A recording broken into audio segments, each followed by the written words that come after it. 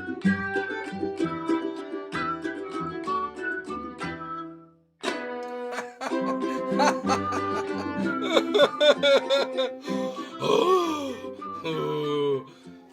what a book, boys and girls, what a book. I'll have to carry on reading that later on. In fact, I'll read you a story from it right now. Let's have a story about new beginnings and new years, because this is a new year. I've known over 7,000 of them, as you know, but this year looks interesting. We'll have to see. So I'm going to do a very, very short story about rebirth and creation. And it's a story from around the Whitby area. So if you're from around there, you maybe already know this one, but the story is called Wade and Bell. Now, you may all be thinking by now that giants, those colossal original inhabitants of Britain, were interested in nothing but fighting and stealing and eating people like us. But that's just not fair at all. I mean, come on.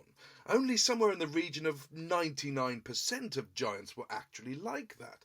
Some giants, not many giants, but a few giants, were as nice as an especially nice pie. Maybe an apple one or cherry.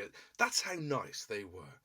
Not that many giants, as I say, but some of the decent ones are at least remembered with affection to this day. Two of these huge good apples were known as Wade and Bell, a very pleasant, gigantic couple who lived on the northeast coast of the island round about the modern town of Whitby.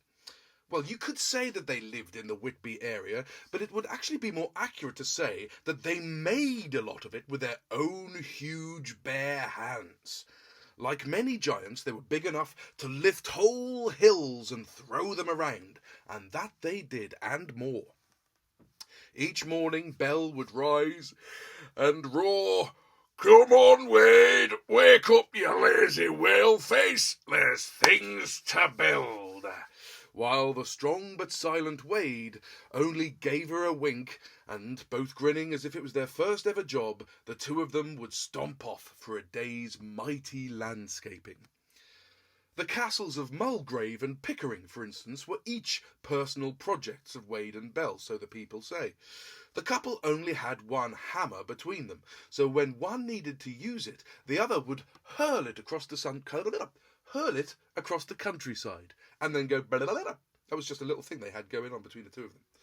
Sometimes they actually managed to catch that hammer when it was thrown across. Sometimes they had to go around looking for it, like those other two giants at Stokesay, which we'll come to eventually.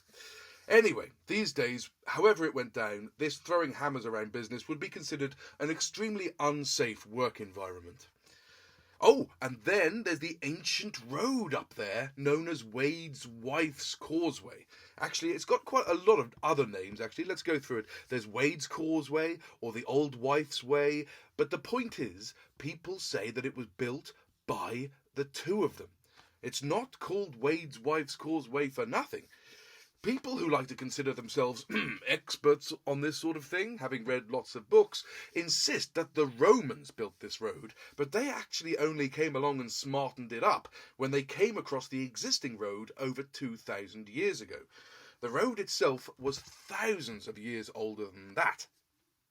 You see, poor old Bell had to travel that way to take her giant cow, Sycamore, onto the moors for milking.